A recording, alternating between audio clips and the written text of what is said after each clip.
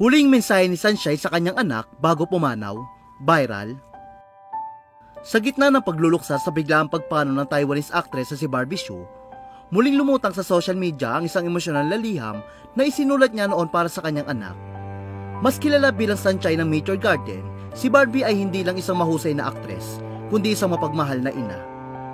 Sa maraming panayam, inamin niya ang pagiging ina ang pinakamahalagang papel sa kanyang buhay.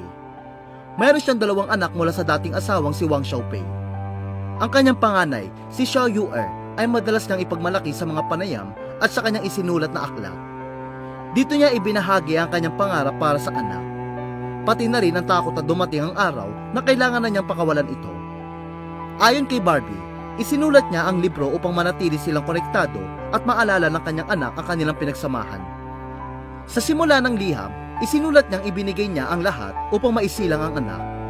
Ngunit naniniwala siyang desisyon ito na mapunta sa mundong ito. Ipinangako niya magiging mabuting ina at gagabayan ito sa paglaki. Subalit sa uli, isa itong malayang individual. Dagdag pa ni Barbie, mahal na mahal niya ang kanyang anak at handa siyang ipagtanggol ito sa lahat ng paraan, kahit pa isakripisyo ang sariling buhay. Aniya, to my dearest sweetheart Xiao Yu'er, although I have tried my best to bring you to this world, I think your arrival is your own choice in the end. I will be a good mother and help you grow up, but after all, you are an independent individual. I love you very much and I'm willing to protect you with my life. I hope such a dramatic thing won't happen. No matter what kind of person you become when you grow up, my mother will always love you. Sinabi rin ni Barbie na anuman ang mangyari, mamahalin niya ang kanyang anak magpakailanman. Inilahad din niyang natatakot siya sa araw na unti-unting lalayo ito sa kanya.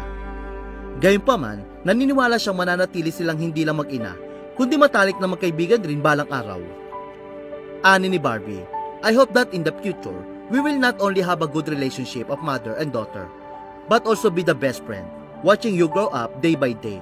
My mother is so reluctant. I am worried that you will gradually leave my arms. When you get to know me more and more, you will know that I am not person who likes to show off. I wrote this book purely to give us memory to each other. When you grow up, you can still remember this book. I love you for you thousands of times. Samantala, marami naman ang naantig sa mensahe ni Barbie para sa kanyang anak, lalo na't hindi na niya masasaksihan ang paglaki nito.